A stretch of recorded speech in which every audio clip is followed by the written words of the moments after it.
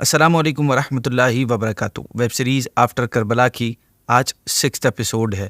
ناظرین، last episode میں ہم نے سنا تھا کہ مسلم بن عقبہ مدینے والوں سے جب فارغ ہوا اور اس کے لشکر والے 3 دن تک شہر کو لوٹ مار کر چکے تو ان سب کو ساتھ لے کر وہ مکے کا رخ کرنے لگا۔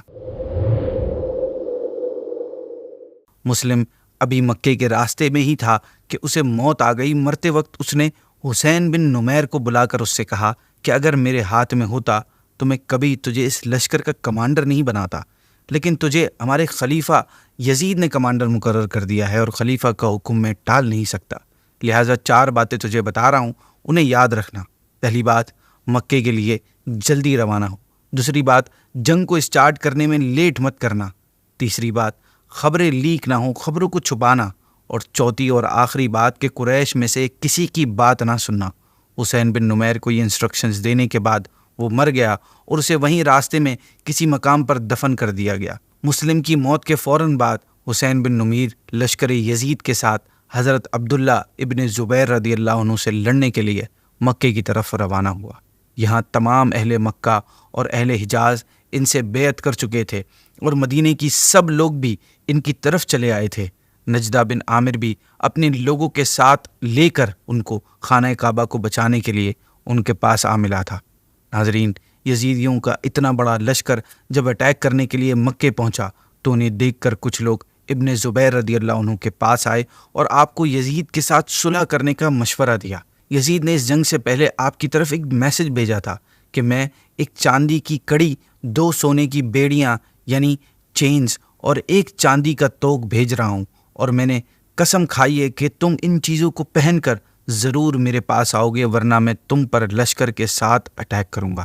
لوگوں نے آپ کو مشورہ دیا کہ آپ اسے کپڑوں کے نیچے پہن کر اس کے پاس چلے جائیں تاکہ یزید کی قسم بھی پوری ہو جائے اور آپ کے لیے صلح کا راستہ بہتر نکل آئے۔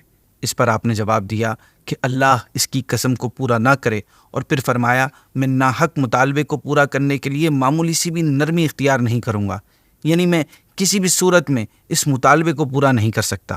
پھر آپ نے فرمایا اللہ کی قسم، مجھے عزت والے معاملے میں تلوار کا وار ذلت والے معاملے میں کوڑوں سے زیادہ محبوب ہے۔ پھر آپ نے لوگوں کو اپنی ہاتھ پر بیعت کرنے کی دعوت دی اور یزید کی مخالفت کا اعلان کر دیا۔ ناظرین، یہاں پر لوگ آپ کو حسین بن نمیر کے ساتھ صلح کرنے کا مشورہ دے رہے تھے، اور وہاں یزید کی طرف سے حسین بن نمیر کے لیے یہ پیغام تھا کہ اے گدھے کے بچے، قریش کی دھوکہ بازیوں سے بچ کر رہنا اور ان کے ساتھ صرف تیروں، نیزوں اور گھوڑوں سے مقابلہ کرنا، یعنی صلحوں میں نہ پڑ جانا۔ اس کے بعد حضرت عبداللہ بن زبیر نے اپنے بھائی منذر بن زبیر کو یزیدیوں سے جنگ کرنے کے لیے روانہ کیا۔ منذر بن زبیر واقع حرہ میں بھی شریک تھے، پھر ان کے ساتھ آ ملے تھے۔ آپ رضی اللہ عنہ نے کچھ دیر تک تو دشمنوں کے ساتھ بہت شدید کی جنگ کی، پھر اس دوران ایک شامی نے آپ کو اپنے ساتھ مقابلے کے لیے بلایا۔ شامی خچر پر سوار تھا، آپ اس کی طرف بڑھے، پھر دونوں نے ایک دوسرے پر اٹیک کیا۔ دونوں کے وار ایک دوسرے پر بھاری پڑ گئے، جس کے رزلٹ میں دونوں بے جان ہو کر زمین پر گر گئے، اور یوں حضرت منذر بن زبیر رضی اللہ عنہ راہ حق میں جہاد کرتے ہوئے شہید ہو گئے۔ اس کے بعد اہل شام نے بہت سخت حملہ کیا، جس کی وجہ سے حضرت عبداللہ بن زبیر کے لشکر میں بھگدڑ مچ گئی۔ ایسی سچویشن میں کمانڈر کا بہت اہم رول ہوتا ہے۔ آپ اپنی سواری پر سے اترے اور لوگوں کو پکارنے لگے اور انہیں جنگ کی طرف بلانے لگے، انہیں جوش دلانے لگے۔ آپ کی آواز سن کر اصحاب دوبارہ جنگ کی طرف پلٹے اور یزیدیوں سے مقابلہ کرنے لگے۔ جنگ کا سلسلہ جاری تھا۔ حسین بن نمیر کے لشکر نے مکے کو گھیر لیا اور مسجد الحرام پر حملہ شروع کیا۔ انہوں نے منجنیق سے مسجد حرام پر آگ برسائی، جس کے نتیجے میں خانہ کعبہ کے پردے اور چھت میں آگ لگ گئی۔ منجنیق جنگ میں یوز ہونے والا ایک قسم کا ہتھیار ہوتا ہے۔ یہ بالکل کرین کی طرح ہوتا ہے اور اس میں چیزوں کو دور دور تک پھینکنے کی ایبلٹی ہوتی ہے۔ دور حاضر میں ٹینک آپ کو اس کی ایک اپڈیٹڈ شکل کہہ سکتے ہیں اس کو آپ۔ پتھر اتنی کثرت سے پھینکے گئے کہ حرم شریف کا مبارک صحن پتھروں سے بھر گیا، اور اس کے حملے میں مسجد حرام کے ستون ٹوٹ گئے، یعنی پلرز ٹوٹ گئے۔ خانہ کعبہ کی دیواریں کمزور پڑ گئیں اور چھت گر گئی۔ یزیدی پتھر برسانے کے ساتھ ساتھ آگ کے گولے بھی جلا جلا کر پھینکنے لگے، جس سے خانہ کعبہ میں آگ لگ گئی، غلاف جل گیا، اور وہ دمبا جو حضرت اسماعیل علیہ السلام کے فدیے میں قربان کیا گیا تھا، اس کے سینگ بھی تبرک کے طور پر خانہ کعبہ میں محفوظ تھے وہ بھی جل گئے۔ اس حملے کی وجہ سے اس جنگ کے بعد اہل مکہ کا گھروں سے نکلنا مشکل ہو گیا تھا۔ آلموسٹ 2 مہینے تک وہ سخت مصیبت میں مبتلا رہے تھے۔ خیر ناظرین، یزیدیوں اور اہل مکہ کی جنگ جاری تھی۔ پھر اچانک ایک ایسی نیوز آئی جس سے جنگ کا پاسا پلٹ گیا۔ وہ نیوز تھی یزید کے مرنے کی نیوز۔ جی ہاں، یزید مر گیا۔ سب سے پہلے یہ خبر حضرت عبداللہ بن زبیر رضی اللہ عنہ کو ملی۔ نیوز ملتے ہی انہوں نے بلند آواز سے یزیدیوں کو پکار کر کہا، اے شامی بدبختوں، تمہارا گمراہ سردار یزید تو ہلاک ہو گیا، تو پھر اب تم ہم سے کیوں لڑ رہے ہو؟ شامی پہلے تو یہ سمجھے کہ عبداللہ بن زبیر کی یہ کوئی چال ہے، آپ کی یہ وار اسٹریٹجی کا پارٹ ہے، لیکن تیسرے دن جب انہیں ثابت بن قیس نامی شخص نے کوفہ سے آ کر یزید کے مرنے کی خبر سنائی تو اب انہیں یقین ہو گیا کہ واقعی ان کا سردار مر گیا ہے۔ اب ان کے حوصلے پست ہو گئے اور حضرت عبداللہ بن زبیر کی فوج کے حوصلے بلند ہو گئے، اور یوں اللہ پاک نے اہل مکہ سے یزیدی آفت کو دور فرما دیا۔ یہاں پہ کچھ اسٹاپ کر کے آپ کو کچھ باتیں یزید کی بھیانک موت کے متعلق بتاتے ہیں۔ ناظرین، یزید اپنی موت سے پہلے ایک بہت ہی خطرناک اور اذیت دینے والی بیماری میں مبتلا ہو گیا تھا۔ پیٹ کے درد اور انٹسٹائن کے زخموں کی تکلیف کی وجہ سے وہ ایسے تڑپتا تھا جیسے مچھلی پانی کے بغیر تڑپتی ہے۔ آخری وقت میں جب اسے اپنی موت کا یقین ہو گیا تو اس نے اپنے بڑے بیٹے معاویہ بن یزید کو اپنے پاس بلایا اور سلطنت کے بارے میں انسٹرکشنز دینے لگا کہ اسے یزید کے بعد کیسے سلطنت کے معاملات سنبھالنے ہیں۔ وہ بھی اسٹارٹ ہی ہوا تھا کہ اس کے بیٹے نے نہایت ہی ذلت اور حقارت کے ساتھ سلطنت کی آفر ٹھکراتے ہوئے یزید سے یہ کہا کہ جس تخت و تاج پر آل رسول کے خون کے دھبے ہوں میں اسے ہرگز قبول نہیں کر سکتا۔ خدا اس منحوس سلطنت کی وراثت سے مجھے محروم رکھے جس کی بنیادیں نواسہ رسول کے خون پر رکھی گئی ہوں۔ یزید اپنے بیٹے کے منہ سے یہ الفاظ سن کر تڑپ گیا اور شدید غم اور درد سے اپنے بستر پر پاؤں پٹکنے لگا۔ موت سے کچھ دن پہلے یزید کی آنتیں سڑ گئیں اور اس میں کیڑے پڑ گئے۔ تکلیف کی شدت سے وہ خنزیر کی طرح چیخا کرتا تھا۔ پانی کا قطرہ حلق سے نیچے اترنے کے بعد اسے سوئی کی طرح چبھنے لگتا تھا۔ اس پر عجیب قسم کا اللہ کا قہر نازل ہوا تھا کہ وہ پانی کے بغیر بھی تڑپتا تھا اور پانی پی کر بھی چیختا ہی تھا۔ کسی صورت اسے چین اور سکون نہیں مل رہا تھا، اور کیسے ملتا؟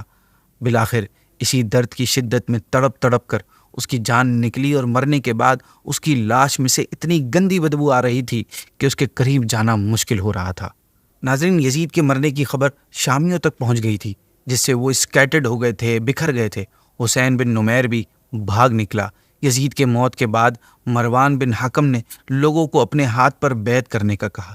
پھر جب مروان بھی مر گیا تو عبد الملک بن مروان نے اپنے ہاتھ پر بیعت کرنے کا اعلان کیا اور حجاج بن یوسف کو ایک لشکر دے کر اس کا امیر مقرر کر کے مکہ مکرمہ روانہ کیا۔ حجاج مکہ پہنچا تو جبل ابی قبیس پہ چڑھ کر اس نے وہاں منجنیق سیٹ کی اور مسجد حرام میں حضرت عبداللہ بن زبیر اور ان کے ساتھیوں پر پتھر برسائے۔ جس دن حضرت عبداللہ بن زبیر کی شہادت کا دن تھا، اس دن ارلی مارننگ آپ نے اپنی والدہ حضرت اسما بنت ابی بکر رضی اللہ تعالیٰ عنہ کے پاس آئے۔ اس وقت آپ کی والدہ کی ایج 100 سال تھی اور ابھی تک ان کا کوئی دانت تک نہیں گرا تھا اور نہ ہی آنکھوں کی بینائی میں کچھ فرق آیا تھا۔ والدہ نے آپ سے پوچھا، اے عبداللہ، تمہاری جنگ کا کیا ہوا؟